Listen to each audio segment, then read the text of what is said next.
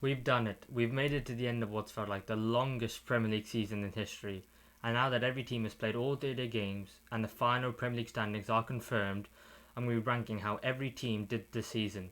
And how better to do it than with a tier list. So, at the top we've got Unbelievable Jeff, in honour of Jeff Stelling, who's finally decided to retire, for those teams who have had an outstanding season. Second, we've got Exceeded Expectations for those teams who have gone well beyond their expectations this season and outperformed what anyone thought they could do. We got Okay for teams that generally just did okay, neither too bad nor too good. One to Forget for teams who had a season which the fans probably won't want to remember for any time soon. And Howler for those teams who have had a bit of a stinker this season and really have performed below where they should be and needed to be. So I'm going to be looking at three things in this video. I'm first going to be looking at where everyone thought the team was going to end up at the beginning of the season. We're going to talk about then how the season's kind of played out for every team, if they faced any adversities, if things have kind of gone their way. And finally, of course, we're going to look at the final Premier League standings and where the club ended up compared to where we all thought, or everyone seemed to kind of put those teams initially. So we're going to go alphabetically. So the first team we got up is Arsenal. So Arsenal finished second on 84 points, and there is a narrative going around that Arsenal maybe have bottled the Premier League title, and you know what, it's not an argument in which I totally disagree. However, if you go back to the beginning of the season, and I think this context is very important, there were people were talking about Arsenal not even getting into the top four at all, and the fact that they bottled it top four last year to Spurs, especially their closest rivals, and then the manner they did it, are they going to recover? There was renewed optimism because of the fact they brought in the likes of Jesus, Zinchenko, Saliba came back into the team after a magnificent season out alone in France, and people did think they were going to do better, but never thought that they were going to do as well as this. And if you look at the points total, I think that demonstrates how well Arsenal have done, because they've got 84 points this season, and that's 15 more than they did in the whole of last season. And that's a massive jump to make for a team who, again, people were writing off at the beginning of the season that didn't have a chance of getting top four, let alone being title challengers, in which they were. Now, you can easily forget how amazing Arsenal were because of how poorly they've been in recent weeks. I mean, it all started, really, in my opinion, with the Liverpool game. Drew to Liverpool, drew to West Ham, drew to Southampton, lost to City. And I think Arsenal fans found out that you can't draw games of football against Manchester City because they are losses. They feel like losses. And people were saying, oh, you never know if there's going to be a point lost or 2 points, a point gained or 2 points lost, sorry. But it definitely is 2 points lost against Manchester City. But I think the quality of the football they were playing, with a young and exciting side with a lot of homegrown talent, I think City did take the foot off the pedal towards the end. And I know Arsenal finished only 5 points behind, but when you saw in the last game against Wolves, who they beat 5-0 at home, that when there was no pressure, they performed incredibly well. So, as a minimum, Arsenal have definitely exceeded expectations this season. I think there's no doubt about that. Have they had an unbelievable season? I think they have, you know. And some people might say I'm being too lenient to Arsenal there, but considering where they were and the points they made up, and being the only team to actually challenge City this season, Man United maybe for the first half were in the running, but I never really thought they were. But Arsenal, for me, unbelievable, Jeff. What a season they've had. They've definitely got to recruit well this summer. They can't be like a Liverpool in 13-14, Spurs after the Champions League final, Man United after they come second several occasions. They need to go out. They need to reinvest, buying first-team quality players. They've been linked to the likes of Declan Rice, Casado. I think they need more depth in the centre-back positions. Maybe, who knows what's going to happen with the striker positions. Maybe Nketiah's going to leave or stay. But they definitely need reinforcements. And if they get those high-quality reinforcements in the areas of the pitch in which they need, then I think Arsenal could definitely challenge again and maybe even win the title next year. But if they drop off, then they're going to have a bad season next year. So for me, but for this season, I think definitely unbelievable, Jeff. So, secondly, we come into Aston Villa, who, again, at the beginning of the season, there's a lot of optimism around the club, with Steven Gerrard at the helm, who now, in hindsight, it's a bit of a shame things never worked out because I think for his time in Rangers, he did really well, beating Celtic to the Scottish Premiership, and I think he really gave Villa fans the hope that they're going to challenge for Europe this season, and in the end they did. But with a new manager after a very, very poor start. I mean, they only won 2 of the first 12 games. I mean, Tyrone Mings was stripped of the captaincy. It was given to John McGinn, and it's kind of a dressing room turmoil. Jacob Ramsey wasn't used that much at the beginning of the season. Ollie Watkins was struggling a lot. And it was kind of this revolution under Unai Emery, who took this team and did wonders with it, really, because he came in and in 25 games, I've got here 15 wins, 4 draws, and 6 losses. That's a points per game ratio of 1.96. And so if Unai Emery had been in charge of Aston Villa for the whole season, Aston Villa would have got 74.48 points across the whole season. And now if you average that out of 74, that's 3 more points than Newcastle and only 1 point less than Man United, who came in third. So I think Unai Emery has had a fantastic season with Aston Villa. I mean, the fact that they even got Conference League at the end of the season, beating Brighton 2-1 in the last game of the season. So I definitely think they've had an okay season. And I'm actually going to put them in exceeded expectations, but not in unbelievable. Because, like I said, I know in hindsight we say, oh, Gerrard, beginning of the season was awful. However, a lot of people did have Aston Villa, including myself, to do well this season, maybe 7th or 8th in challenge for the Conference League places. And then, of course, as the season's gone on, Gerrard got sacked, Emery came in, did fantastically well. But I think to put them in unbelievable, I think they would have to maybe have got a Europa League. I think that would be an unbelievable Jeff kind of season. But for me, they just exceeded expectations. And to be fair play to Aston Villa, because I'd rather Aston Villa be in the Conference League than the side like Tottenham, who we're going to come on to later, because they want to be in Europe. They don't care if it's the Conference League. You see how excited the fans are about it. And, with Unai Emery, who's got European pedigree, there's going to be a lot of expectation for Villa to go far in that competition. So we'll see what happens. But Aston Villa, fantastic season, fantastic fan base, and credit to them. Next up, we've got Bournemouth. And Bournemouth, who I think a lot of fans wrote off at the beginning of the season. Then they're coming 15th with 39 points. And, they could have had more because they ended up losing the last 4 games. Because really, Bournemouth kind of confirmed they're going to secure the Premier League survival. So if they tried, really, they could have got more points than the 39 they ended up with. But nobody gave them a chance at the beginning of the season. And that includes myself. I thought, shooing for relegation, number 1, 20th spot. And you actually saw it with the video that Bournemouth put out on their Twitter. They did incredibly well. If you haven't seen it, you need to go check it out, because they got videos of content creators, of pundits, of everyone really saying Bournemouth have got no chance of staying up in the league. And they actually had an incredible season, especially after you think about it. They had Scott Parker at the beginning of the season, who after 3 games had lost all 3, and they got hammered by Liverpool 9-0. Scott Parker was coming out saying the board need to invest more into this playing squad because it's not enough. Obviously, Gary O'Neill takes over, and everyone's kind of saying, oh, they need more pedigree. He's never managed before in the top flight.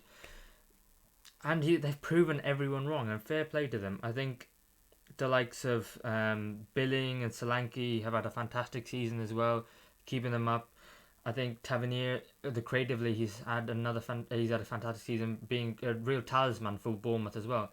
And in the end, they've almost made it look comfortable, which has been incredible for them.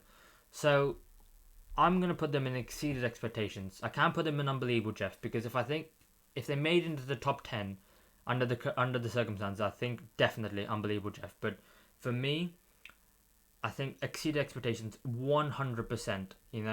Just survive it. Even if they finished in 17th place and survived on the last day, I think they would have easily exceeded expectations. That would have been a fantastic season for them. But to finish 15th, I think fair play to Bournemouth and fair play to Gary O'Neill, because, like I said, I wrote him off completely. Right, next up is Brentford, who ended up coming 9th in the end, 59 points in total. And I think it's one where everyone's been talking about Brentford all season, about how a fantastic of a season they have. And they deserve credit for it, because, you've got Thomas Frank, Conte, not the biggest manager name in the world, but Conte linked to big jobs because of how well he's doing at Bournemouth. But I think it's also the infrastructure at Bournemouth and the people above him to bring in the players who no one really wants to pick up themselves. I mean, the scouting department and the recruitment has been incredible. I mean, the likes of Damsgaard, who was a big name after his performances in the Euros. However, he didn't perform that well this season, but they've taken a risk, and they take a risk on a lot of players, and I wouldn't be surprised if, Ivan Toney left for a big fee, or I think Pinnock, I think David Raya's obviously going to go in the summer, but the recruitment and the coaching has been unbelievable at Bournemouth, and like I said, they deserve a lot of credit, especially because at the beginning of the season, there were a few people who were, a bit skeptical about Brentford's chances, especially because of the fact that, second season syndrome, can they do it again? Was it just first season, the hype of being in the Premier League? Can they go again? And they did, to be fair. Ninth position, 59 points, like I said. It's a shame they didn't get Conference League because I think they deserved it. However, they haven't quite just been good enough in comparison to the sides like Aston Villa. So I'm not really sure where to put Brentford. I think they've definitely had an okay season. I think because of the size of the club and where you expect them to be and the fact that they're constantly outperforming our expectations, I'm going to put them in exceeded expectations for this season. I think if they got Europe, I think it would have been fantastic for them. However, you can't fault Aston Villa for just beating them to it at the end. I think they need to recruit well in the summer again, because Ivan Toney's going to be banned for January for his betting charges. I think they're going to need a striker. I think obviously they beat Manchester City in the last game of the season. The only team this season to do the double against Man City, home and away, which is incredible. But Manchester City, you could argue, have taken their foot off the gas. Premier League survival has been secured, and obviously they're looking ahead to the Champions League and FA Cup finals. They need to get a striker just to make sure that, if they go on a losing run, they can still say, okay, we've still got this striker who's going to score lots of goals. Definitely exceeded expectations, because you don't expect Brentford to defy the odds again and again and again, and they continue to do so. So credit to them. And another team who I think, has had a fantastic season is Brighton, because in the summer they lost Marco Correa to Chelsea for, to be fair, their best player last season. He got voted the best player of the season.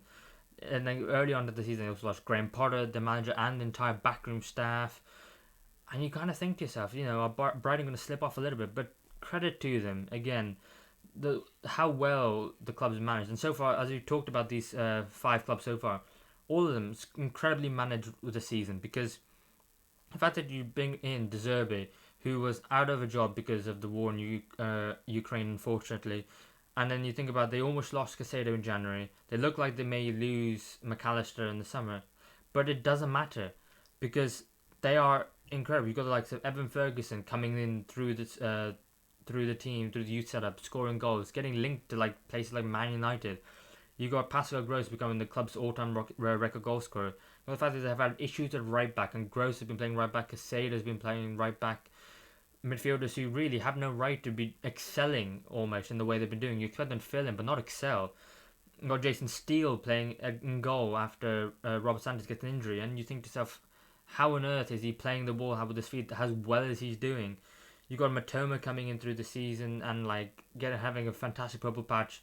Everyone talking about him, and then you lose Trossard and think to yourself, oh, that's not an issue because you've already got your next ready-made replacement in Matoma. And the fact that they've got European football the first time in the club's history, I just think Brighton, again, another example of a fantastically well-run club. And I didn't expect it. I expected them maybe to get top 10, maybe flirt around 10 to 9, kind of what Brentford had done and maybe miss out. But they've got 6 and they've outperformed Villa, Tottenham, Chelsea, and they've thoroughly deserved it this season. And I think you can't take anything away from that. So for me, Brighton have had an unbelievable season. And I'm going to put them in unbelievable, Jeff, because to finish 6th, and I remember up until very recently, they had a chance of getting Champions League football as well. So, unbelievable. What a season. What a club. And it's been going really well so far. Teams have been in the top 2 brackets doing incredibly well. And then now we come on to Chelsea, who, for me, can have nothing else than a howler of a season.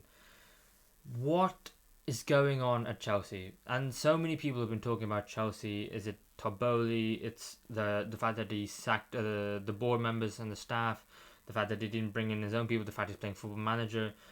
Chelsea spent 600 million in 2 transfer windows, and they still have issues in the fact that they still need a striker, they still need a goalkeeper, arguably the two most important positions in your team. And after spending all that money, you got players. You don't even need to get rid of a dozen players this season. In the summer coming up, got like some Mikel and Mudryk. You spent a hell of a lot of money on, and now maybe he's not good enough because you spend that much money on him. The pressure and the eyes are all on him constantly. Will he ever live up to that money? And I know people were talking about the fact that they found a loophole. They were giving players massive contracts in terms of length so that they could pay the clubs slowly. But I don't. It makes it impossible to get rid of those players now. And really, 12th place, 44 points. I mean, there are actually a handful of clubs who have been managed terribly this season, who've had 3 managers. They started off with Thomas Tuchel, had Graham Potter, brought him in and his backroom staff, sacked all of them, brought in Frank Lampard in the interim, and in the end they finished in 12th place with 44 points. That's only just over a point a game. And I think some of the Chelsea players have been an absolute disgrace. And I mean, the fact they've got world-class players in there. I think Sterling has had a very poor season. Kalidou Koulibaly has been woeful. Marc Guerrero has been woeful this season. I think Fofana, Reece James, constantly injured, hasn't helped. Aspilicueta needs to leave. The midfield needs a revamp. They bought in Enzo, who I think is a fantastic midfielder, but again, for 100 million, is he ever going to live up to that expectation? You can't really quantify what he's going to do in terms of, like you would a striker, in terms of goals and assists, which makes it incredibly hard. I mean, Kante, do you renew his contract? Do you not? Mason Mount, Conor Gallagher, these young players who come through the youth setup, I mean, do they have a future anymore?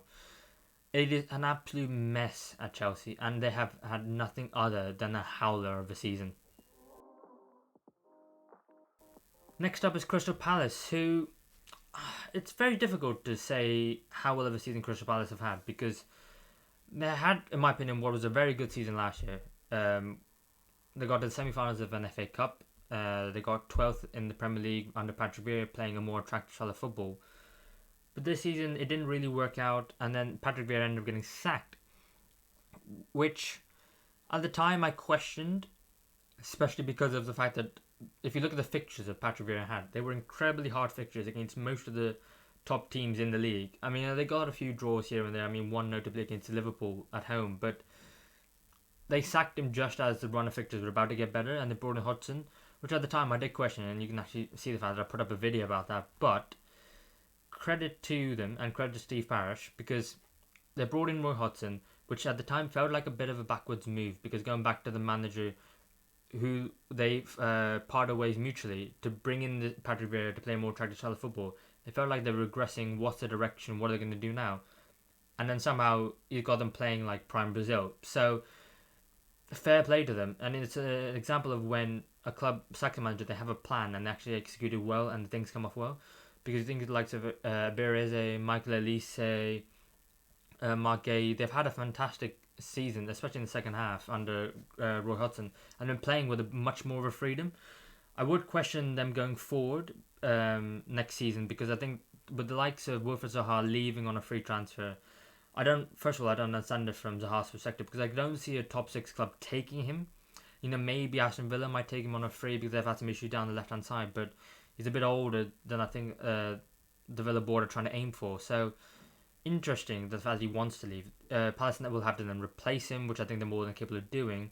But they've also got to maybe find a striker. They've got to replace Roy Hodgson, or maybe keep him on. What do you do?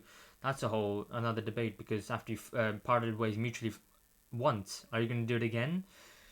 So I don't know. But I think the fact that they finished 12th, finished the same place where they finished last season, I'm going to say they had an okay season. I don't think it was a good season. I don't think it was too bad a season. I think at the end of the day, literally just was okay. Everton. So, where do we start with Everton? So, obviously, congratulations to them. Survived on the very last day of the season with a wonder strike by Abdoulaye Doucouré, volleying it from outside the box to secure their place in the league for another season. However, it's been 2 seasons in a row now where they've been down there and required winners in the last game of the season to secure their place in the league. And really, it's not good enough because there was renewed optimism at the beginning of the season under Frank Lampard, who, on the back of last year's performances, galvanised the team, got the fans on side, and it looked like, okay, we go again, we'll try and do a bit better this season, but was absolutely woeful, I think, really. And it was this inability to change because he showed great initiative initially when he first came in, and then he was playing conservative style of football because he knew he didn't have the players to play a more expansive style. But then at the beginning of the season, he decides, okay, fine, I brought in some players now and we are going to try and play this expansive style, but it doesn't work out. And then he doesn't have that ability to revert back to the 2 banks of 4, to defending deep, to hitting teams on the counter-attack. And he wanted to play, and he stuck to his guns, which ultimately got him fired. Because you can tell this Everton squad lacks quality. They lack goal scoring, especially without Dominic Calvert-Lewin. They are really poor up front, and they kind of rely on Decore to basically get all the goals, and it's mainly set pieces. So the fact that they've stayed up again, just by the skin of their teeth, I don't know.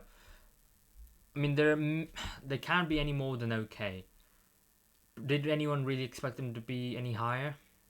I'm going to say we did, really. We did expect Everton to maybe not require last minute a winner in the last game of the season to stay up. So I'm going to say it's a season to forget, especially with everything going on with the board and the fact that, I don't know, the whole board basically needs to go from Everton because they've thrown their fans under the bus. They've not taken any accountability and responsibility for themselves.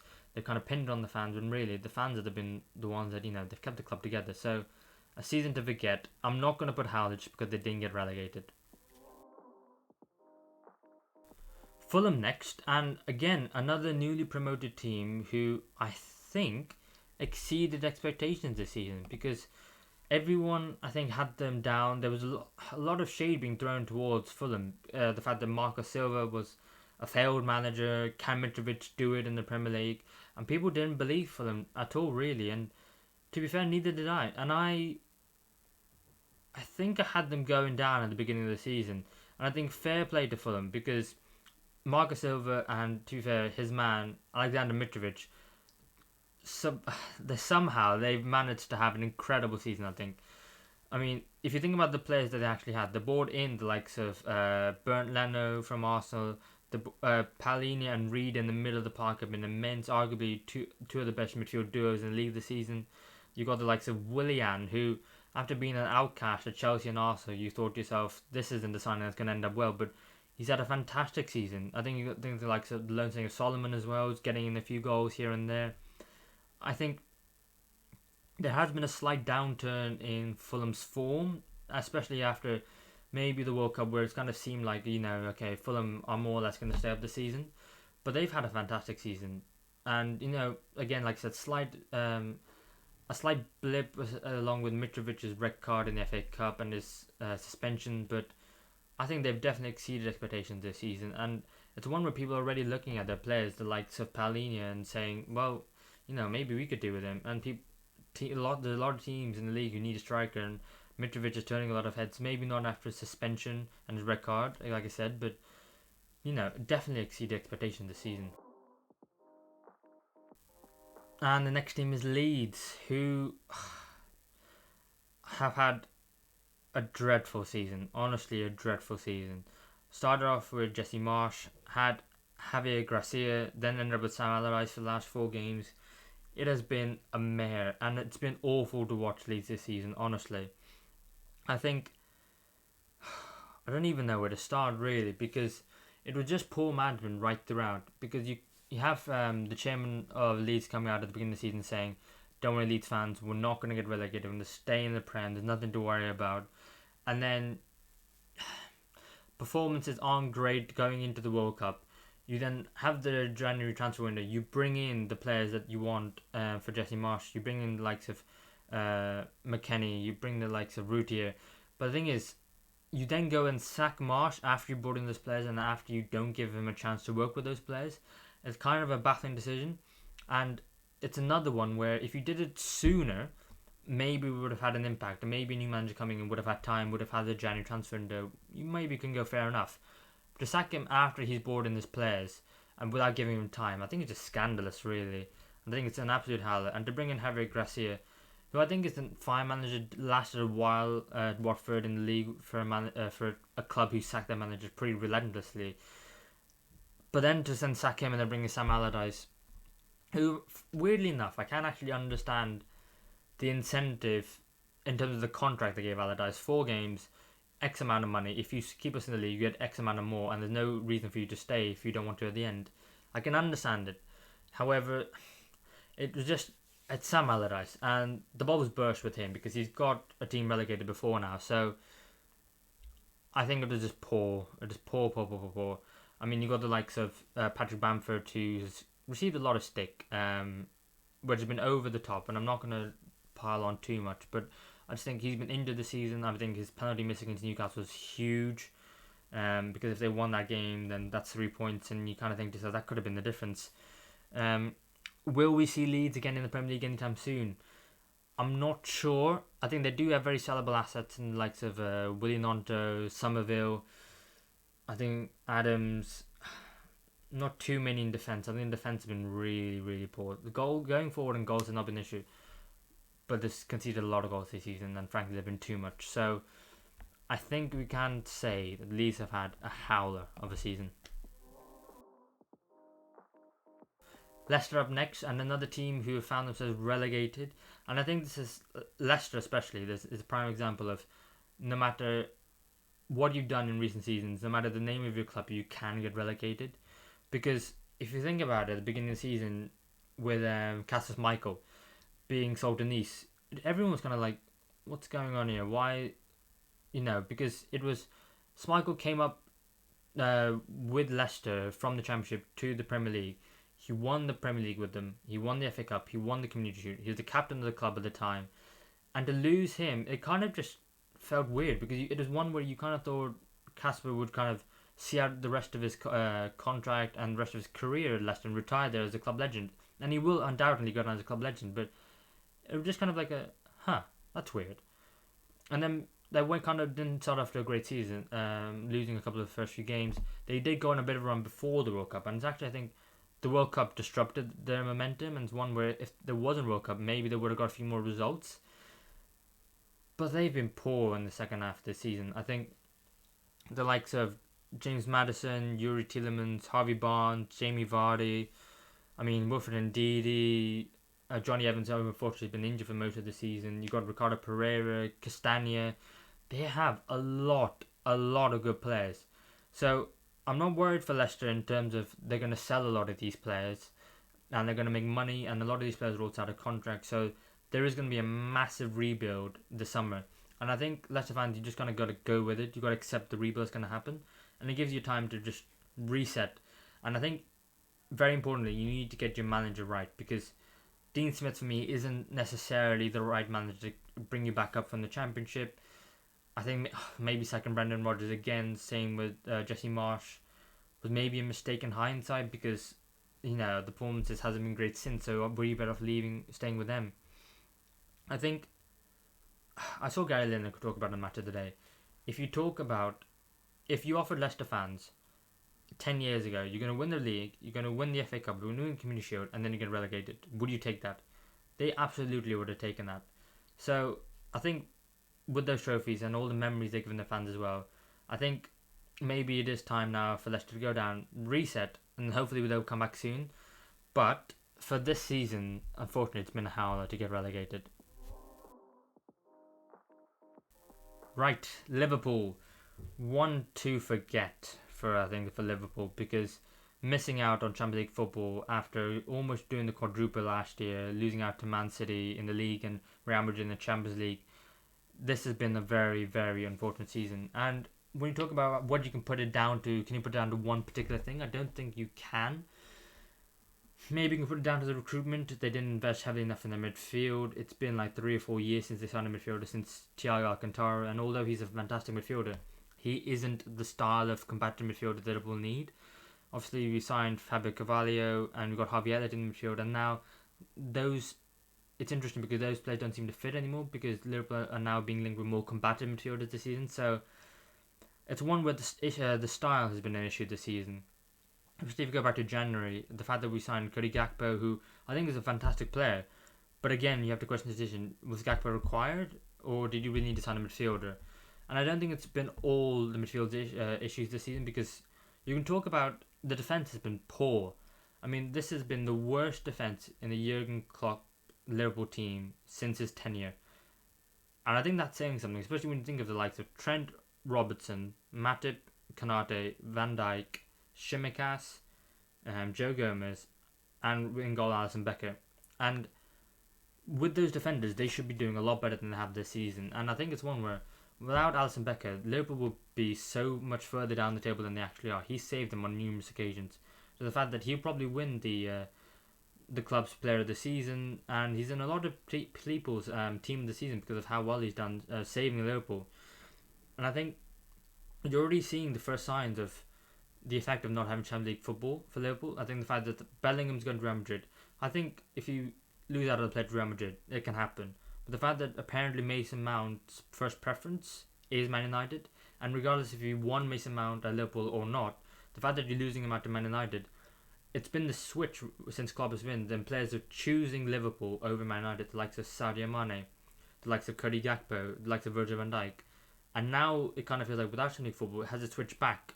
We'll see what happens in the next season, especially with the recruitment. This is a massive, massive summer for Liverpool. I think this is one to forget. I don't think it's a howler just because they've managed to go on a run at the end of the season.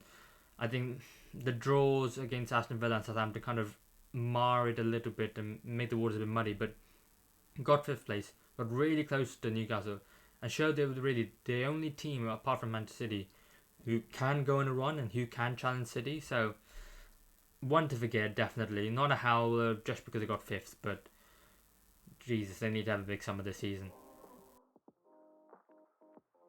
Manchester City next, who, for me, if you win the Premier League, it's got to be an unbelievable Jeff season. Because I know a lot of people are bored of Manchester City winning. I mean, 3rd Premier League trophy in a row, 5 out of the last 6. And the fact that they've just been unstoppable again. And the fact that, like, at the end of the day, really, their closest rival, Arsenal, only finishing 5 points ahead of Arsenal, but they took the foot off the gas once they knew they won. Arsenal maybe bottled it towards the end, who knows, we'll see. But Manchester City just are an unbelievable side, and arguably the only team in the Premier League who, if they don't win the league at the beginning of the season, it is a categoric failure. Anyone else in this league, if they don't win the league, I think you can go, okay, fair enough, you got Manchester City. But if Man City don't win the league, I think it's a failure for them. So I'm going to put them in unbelievable. And I know, yes, that they're still in they still got the chance of winning the FA Cup final. They still got the chance of winning the Champions League final, doing a treble, the first time since United's 99 side. But I'm focusing on just the Premier League, and I think just for the Premier League season, I think they are still unbelievable, Jeff. I'm not putting them any lower because the way the Haaland's come into the league, being absolutely phenomenal, broken records left, right, and centre, the likes of Kevin De Bruyne, the likes of Ilkay Gundogan coming clutch at the end of the season. The fact that Pep Guardiola has again tweaked his formation and the way of playing, and with John Stones starting off as a right back or a centre back and then coming into midfield, playing a 3 in the 2, and you've already seen Liverpool have already followed that suit as well. So again, I think this Man City side are going to take some stopping, but they've had an absolutely unbelievable season for me. Next is Manchester United, who arguably have had a bit of an underrated season, actually, because if you think about it, they've finished 3rd and they've pipped Newcastle to it, beating them by 4 points to 3rd place, being only, 9 points behind Arsenal? Yeah, 9 points behind Arsenal. So they've actually had a very good season, especially if you compare it back to where they were at the end of last season, which was, they sacked Ole Gunnar Solskjaer. Michael Carrick was taking the interim manager job. I think they finished in the worst position in the league they have in their history. I think last season people forget often how bad it actually was last year. I think you had people talking about the style of play and Ronaldo. Like, is Ronaldo and Erik Ten Hag gonna play? Is he not? The fact that he had Maguire as club captain starting every game, is he need to be sold? Does he need to drop? What happened? And I think Erik Ten Hag deserves a lot of credit for this season because the way he's gone about handling this squad and managing the egos in the squad has been absolutely amazing. Got rid of Ronaldo, bench Harry Maguire. Bruno's been the on-field captain. The fact that David De Gea has had a resurgence in goal. The signings of Martinez, where everyone thought he was too short to play centre-back in the league, and he's proved everyone wrong. Bringing Casemiro, who's shown like the difference a world-class defensive midfielder can make on a team. Marcus Rashford's purple patch this season, scoring lots of goals from the left-hand side. I mean, even maybe signing Vardvekos on loan and just being like, I've got a certain way my strikers want to play, winning the League Cup and the FA Cup final. I think, without a shadow of doubt, Man United have exceeded expectations this season. I think no one expected them to have this good a season, especially after the first two games. If you remember the first two games, they lost to Brentford away, they lost to Brighton at home. People really, really doubted them. With the Ronaldo situation, the Maguire situation, the club, people just calling for the board's head, calling for the owners and the Glazers to leave. I think Erik Ten Hag has done a fantastic season. I think Man United have had a season where they've exceeded expectations, definitely. Next up, we have Newcastle, who I did not expect Newcastle to finish in the Champions League this season. I think compared to where they were when the first takeover first happened to when Eddie Howe first took over the club, they are a Champions League side. If you said that 18 months ago, that Newcastle were a Champions League side, no one would have believed you. But the fact that, from Steve Bruce's Newcastle side to Eddie Howe's side, there are some players here and there, and I know Newcastle spent a lot of money, but Eddie Howe has got the best out of these players, 100%. The likes of Almiron going through his pro patch before the World Cup, the likes of Joe Linton now playing as a midfielder, where he should have been initially in the first place, and then being world class arguably in that position. I mean, the likes of Dan Burn and Fabian Schär. I mean, Joe Willock really as well. The fact that Joe Willock has been called up to the England squad for the upcoming internationals, I think he definitely deserved a shout for it. And I think they've had an unbelievable season. And I am going to put them in unbelievable, Jeff, because yes, they've defied expectations this season. However, I think they've not only exceeded expectations, but they've gone even further beyond that. Because I don't think anyone had Newcastle in the Champions League at the beginning of the season. I think, maybe another season consolidating, building up the squad, getting rid of some of the players on the fringes, buying in more players. Maybe, a Conference League, Europa League challenge. But really, they've looked like they've deserved to be in the Champions League the whole season. Apart from a couple of games they've lost here and there. But Newcastle have had an incredible season. And all credit to Eddie Howe, all credit to the recruitment, the board, the owners. And it goes to show, with some of these teams whose owners, a lot of people aren't happy with. But if you go to have the right owners, the right mentality, get the fan base behind you, all going in the same direction, look at the difference that makes. And Newcastle have got Champions League football next season, and the calibre of players they're going to be attracting is huge. I mean, that's a plus on the likes of Liverpool, Chelsea, Spurs. Newcastle could be beating those teams to players, which could be massive. So, credit to Newcastle. Again, another team with another fantastic season. Next up, Nottingham Forest, who, at the beginning of the season, it looked rough for them. It did look rough for them. The fact that, they came up under Steve Cooper, who they didn't really have a Premier League ready squad. They had a lot of players on loan who had to go back. They didn't have a full 25-man senior squad. Since they got promoted, I've got it here. They've signed 30 players since they've been promoted, and the fact is they still might need a few more this summer. However, they've done a wonderful job of keeping the club in the league. I mean, some of the players they brought in, some of the play. It's tough to watch, in all honesty, at some point in the season, but they've done remarkably well considering myself, again, a lot of others had them going down. So, the likes of Brennan Johnson on the wing, Morgan Gibbs-White, Taiwo Awani, Felipe at the back, Keylor Navas at the back, Serge Aurier, who Spurs released and looked like, he wasn't really a footballer before he joined Forest. But honestly, I think they've had a fantastic season, and credit to them because they didn't sack Steve Cooper when a lot of managers were being sacked in and around them as well. They stuck by their man. They listened to their gut and to what the fans were saying, and they carried on with him. And it's paid off because they've stayed in the league. So for me, without a shadow of a doubt, exceeded expectations. It'll be interesting to see what happens next year because if they're again very close to relegation, do they again stick to Steve Cooper? I'm not sure. However, for this season, definitely exceeded expectations. Right, Southampton, another team and the final team who have been relegated this season. Um, Obviously, recruitment in the summer was interesting. They signed very young players, the likes of Gavin Basuna. They signed Romeo Lavia. They signed a lot of younger players who have high potential and hopefully in the future high sell-on value.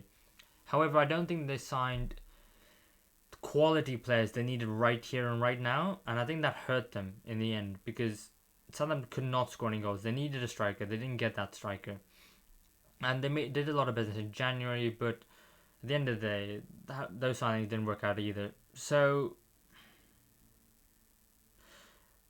it's tough because, well, it's not tough. It's very easy. I know where I'm putting Southampton, but it feels like one in which things could have been different because you had Ralph Hasenhüttl at the beginning of the season. Again, arguably, maybe hard done by in hindsight, but I think the replacement they've got massively wrong with Nathan Jones. I mean, did a fantastic job at Luton.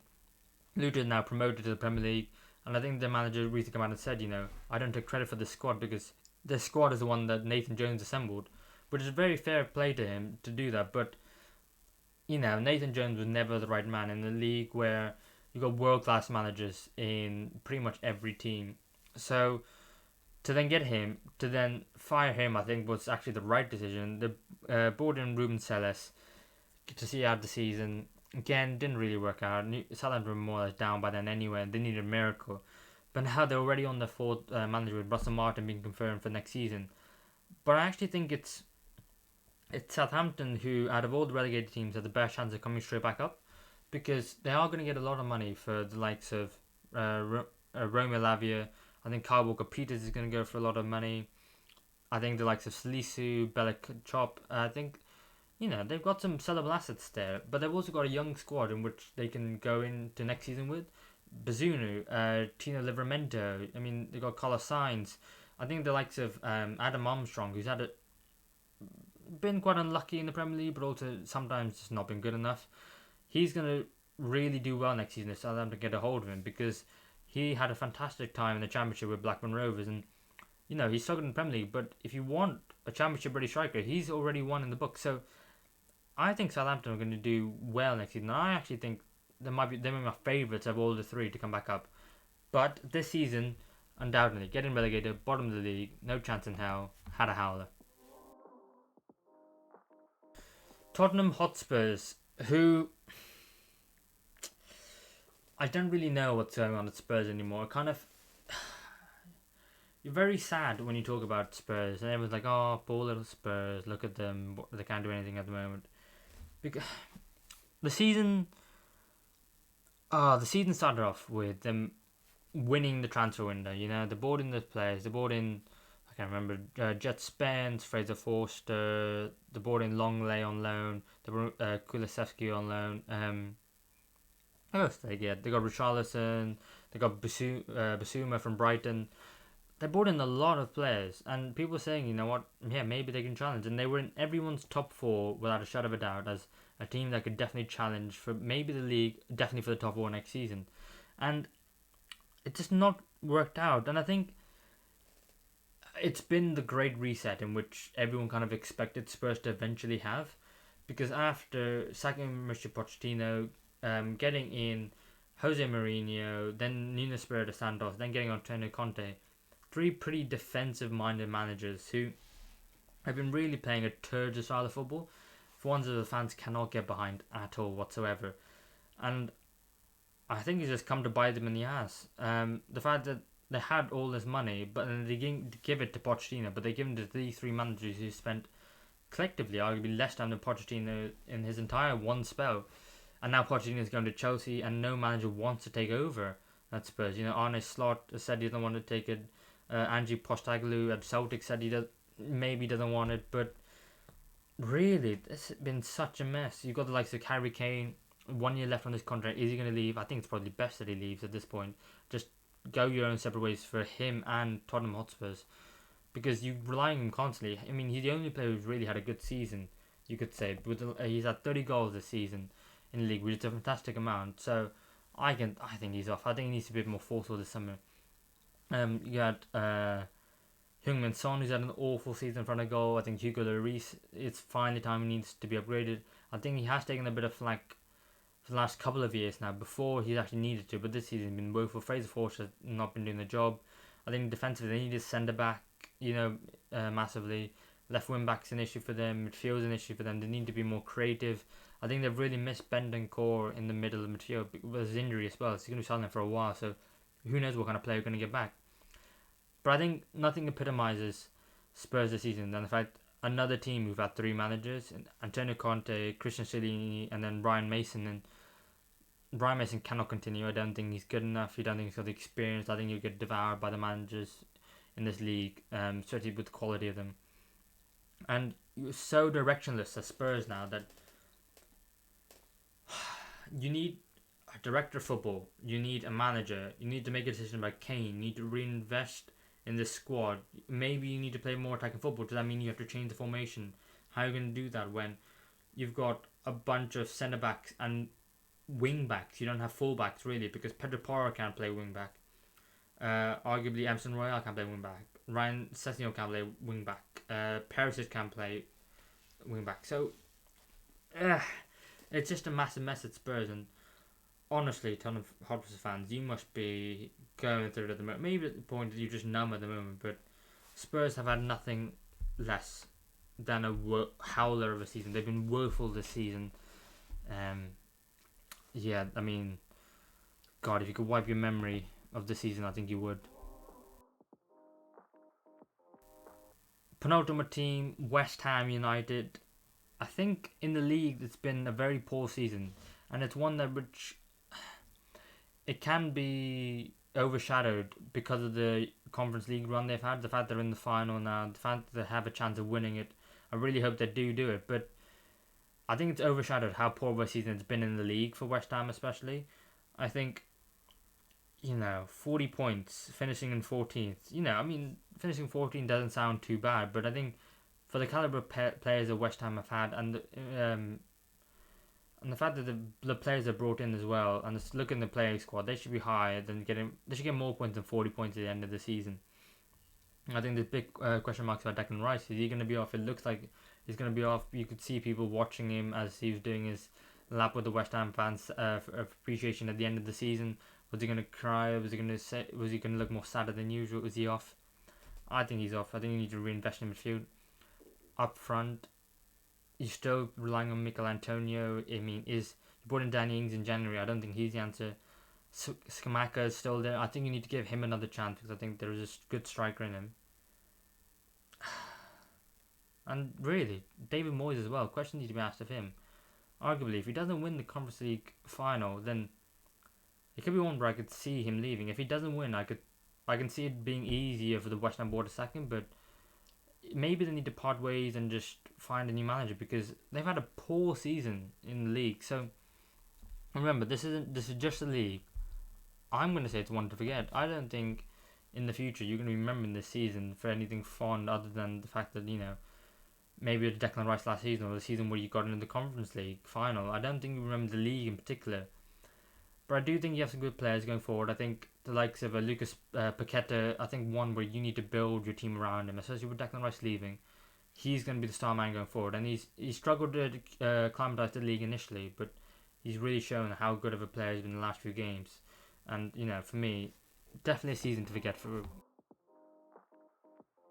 And then finally, Wolves, who started off the season with Bruno Lage as manager of the season, and then getting sacked and getting Julian Lopetegui in before the World Cup, who is actually a fantastic manager. And, former manager of Real Madrid, former manager of Spain, and he's done a fantastic job, because Wolves were bottom at Christmas, And that feels like ages ago, because it was ages ago, but bottom of Christmas, and you almost think to yourself, when you're bottom of Christmas, you're going down. But he's done astoundingly well with that squad he's had. I think there are a lot of questions to be asked of Wolves going forward, with Ruben Neves seemingly off to Barcelona, Jean Moutinho being released at the end of the season, still having a striker. Unfortunately, it's sad what's happened to Raul Jimenez since his decline after that head injury, but then he's not the answer anymore. Diego Costa certainly wasn't the answer this season. So there's going to have to be reinforcements made, and it's going to be tough to make those reinforcements with financial fair play looming over their head, and talks of Lopetegui not being happy because he's going to have to sell to buy players, and he might want to invest heavily into the squad. And I think if you can Wolves, then you should, because I think Lopetegui is a fantastic manager, and he's shown he's been a fantastic manager. So arguably this is the hardest one, because it could be one to forget, but it could also be okay, because although I think Wolves should be challenging for the top 10, you might have a season like this, and in the end, to finish where they were, I don't think it's end of the world, so I'm going to put them in okay. And there it is, the completed tier list. So we've got Arsenal, Brighton, City and Newcastle, an unbelievable Jeff. Villa, Bournemouth, Brentford, Fulham, Man United, Forest and exceed expectations. Crystal Palace and Wolves in okay. One to forget for Everton, Liverpool and West Ham. And howler of a season for Chelsea, Leeds, Leicester, Southampton and Spurs. There we have it. Those were my thoughts. Let me know what you guys thought in the comments below. Have I got everything right? Have I got anything wrong? What teams would you change if you would? And yeah, I'm looking forward to next season now. Bring it on.